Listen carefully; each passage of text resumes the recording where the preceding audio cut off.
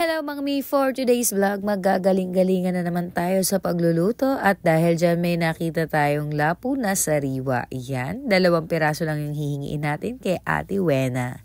At dahil nga nag-request si Concy, kumuha lang tayo ng 2 piraso kasi medyo pricey. At dito naman tayo mangungutang sa mag-asawang to. Isa na rin sila sa legendary dito sa Rosario Public Market. Yan, kilalang-kilala na yung mag-asawang yan.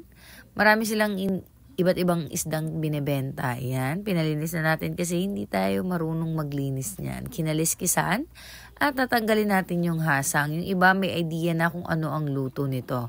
Pero yung iba, sinasabi nila na sweet and sour daw, pesa, yan ang masarap dito sa Lapu. Yung iba piniprito lang. At dito, hinanda na natin ang ingredients at tayo ay magpepesa. Dito, nagpakulo na ako ng sibuyas, luya at saka yung paminta. Sinama ko na yung patatas. After kulong-kulo na siya, nilagay ko na yung isda, yung lapu. Naglalagay ako ng patatas kasi gusto ko talaga yan dyan sa pesa kapag nagpepesa kami. Iyan, ganyan. At sumunod na natin yung mga gulay like repolyo at saka yung pechay. Yung iba, nasasarapan talaga sila sa sweet and sour na lapu. Pero natry na rin naman namin yun. Tinry ko lang ulit magpesa kasi may natikman si Concy na pesa na lapu. Kaya nagpaulit-ulit siya ng luto. Ayan, at tapos na ang ating lapu.